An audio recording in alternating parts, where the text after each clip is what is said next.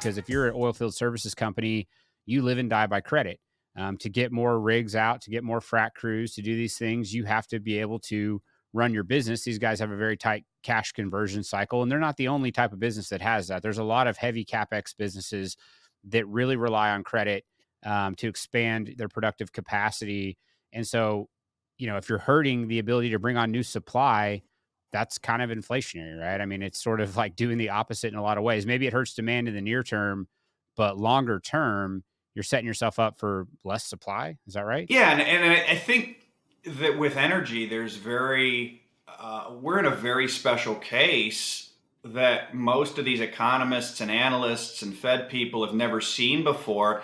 I wrote about this a few weeks ago for clients where it was a report titled "Assume a Can Opener," right? In reference to the old economic joke, right? There's a physicist and a chemist and an economist stuck on a desert isle out in the middle of the ocean, and they have a can of food, and they're trying to figure out how to open this can of food that's washed ashore.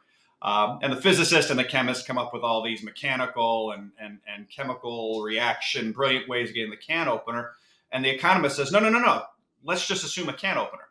And in this same way, I am watching with great interest and more than a little horror as I watch Fed, economists, macro guys miss the forest for the trees on this, which is to say, they're talking about what's the neutral rate of interest, what's real interest rate, but they're focused on the dollar. They're focused on treasury yields. Those things, they're operating in a world where the true base money, true base rate, which is energy, it's always been assumed, right? Assume a can opener.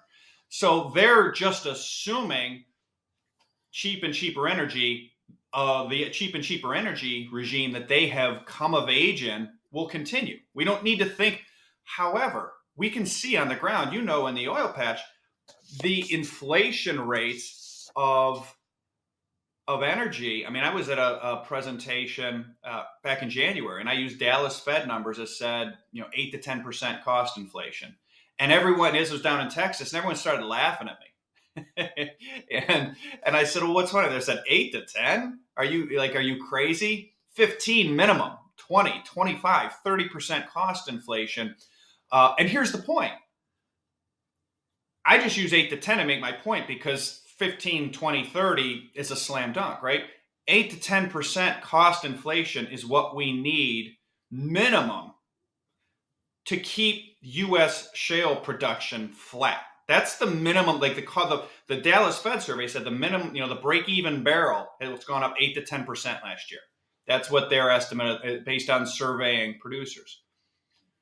So here's the problem. If you have 8 to 10% cost inflation needed for energy just to keep energy production flat. And again, the U.S. shale production is estimated to have been 90% of global oil production growth over the last 10 years.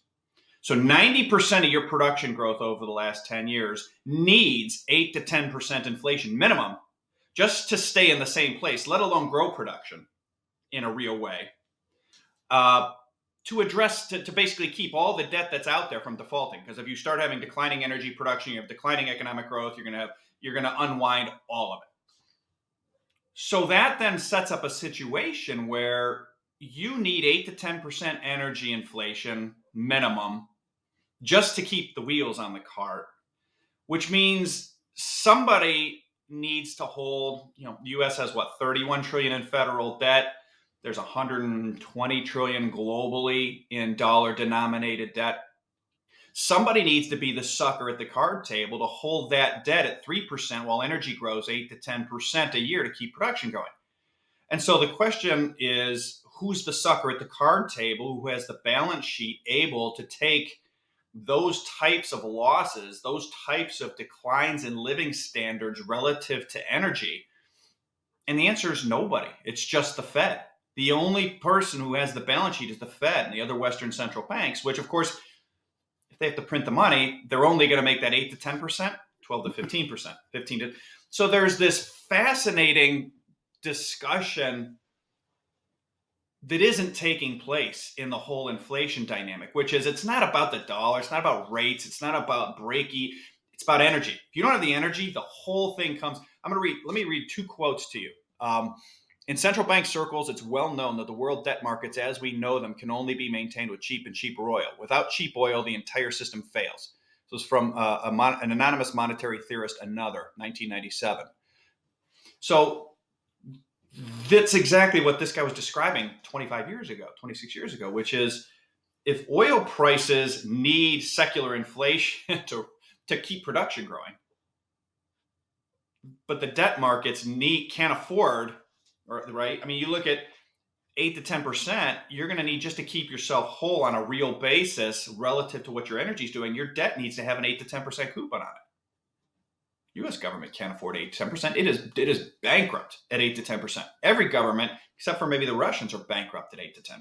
So, like, that is the fundamental problem here within this inflation discussion that is just not happening yet. But I think it's going to start to happen in the next 6 to 9 months.